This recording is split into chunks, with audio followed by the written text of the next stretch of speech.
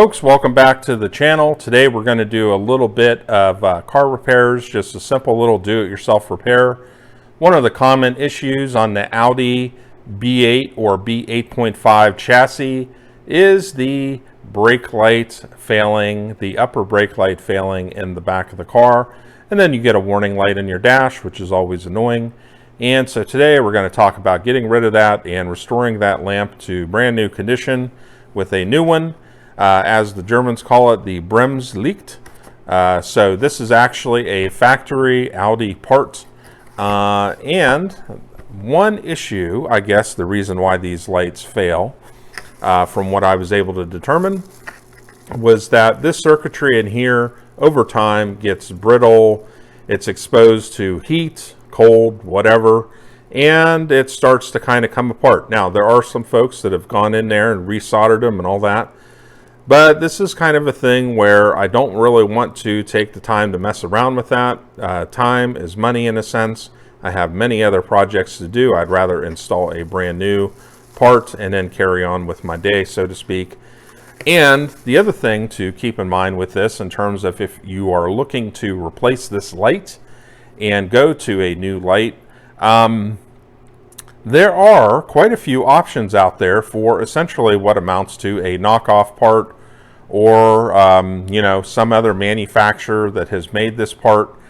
The only thing that put me off about that was the price, of course, is quite a bit better and quite a bit cheaper.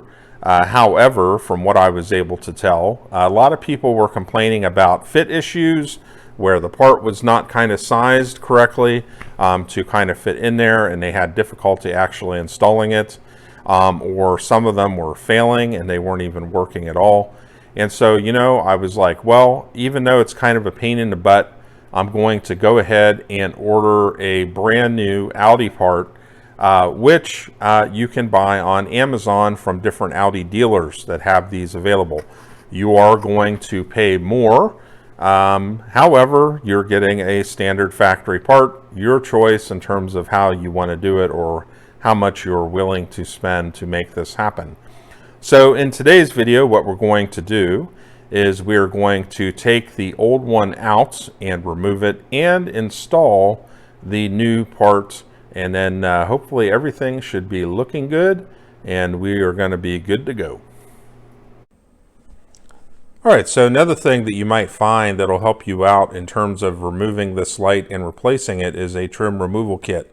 So these tools are kind of nice and handy because they're pretty much, for most of them anyways, they're not metal, so you don't have to necessarily worry about punching a hole through the window or something like that if you make a little boo-boo.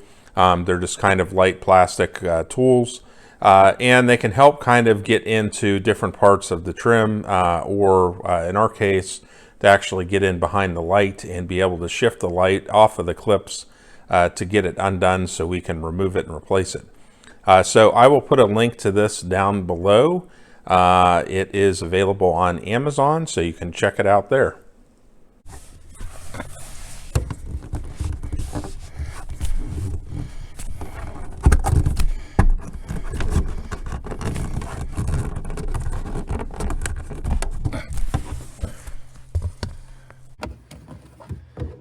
Bring the headliner down a little bit.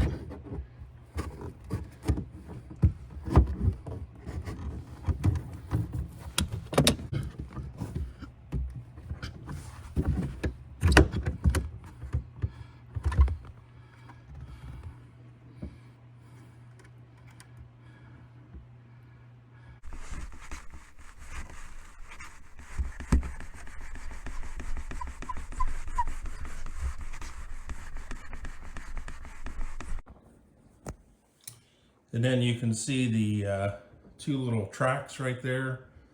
That's what we're going to be aiming for to get this new one back on.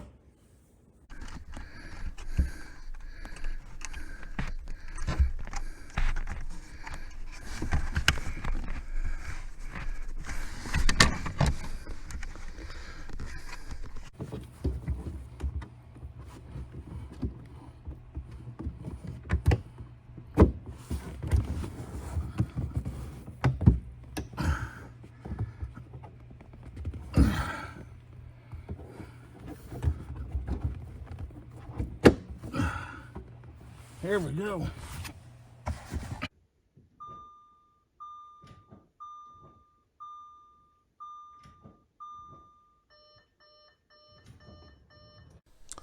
All right, folks, so to wrap this up, yes, you can do it yourself, but definitely have to kind of watch with what you're doing so you don't damage the wiring or the headlining or anything like that.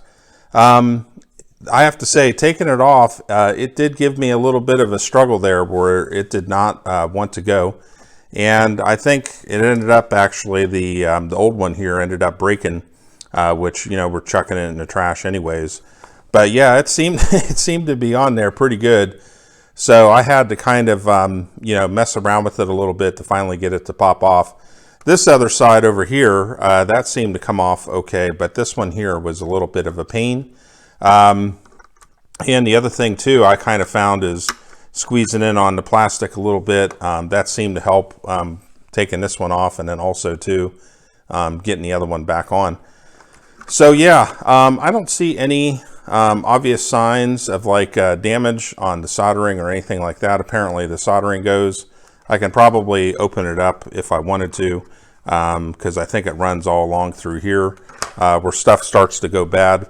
But it's one of those things where it just kind of worked intermittently. Probably if I was to do it again, one thing I would do is make sure that whenever I put the electrical connector back in, probably just use a little bit of contact cleaner just to clean it up, because the vehicle is now 10 years old. So probably not a bad idea to do that. And then also too, the little tracks as well. They seemed kind of a little bit kind of rough. And again, if you're sitting there kind of baking in the sun for, you know, 10 years or whatever, you know, stuff probably starts to kind of degrade a little bit or whatever. So probably I would maybe use just a tiny little bit of grease or something to slide this back on. When you slide it back on, one thing to make sure is that this whole thing is completely flush up against the glass. And the other thing you can do is just work on one side at a time. So you're going to have to pull the headlining back to make sure that you kind of pop it. It needs to kind of go under the headliner a little bit. So you're going to need to kind of pull that down some, and you can just kind of work it kind of one side at a time. So you don't have to kind of get it on there all at once. Just kind of get it up on the track first, and then focus on maybe getting this side on, and then work on the other side. And then once I did that, it seemed to go pretty good. But yeah, so good luck, folks. Looks like everything is working good. I checked it out with it installed. And so hopefully we don't get any more of the intermittent lights going on and off. The light also seems to be a little bit brighter as well, so that's good. So anyways, any questions or any comments, feel free to leave them below. And we'll see you all next time for what's coming up next. Bye-bye.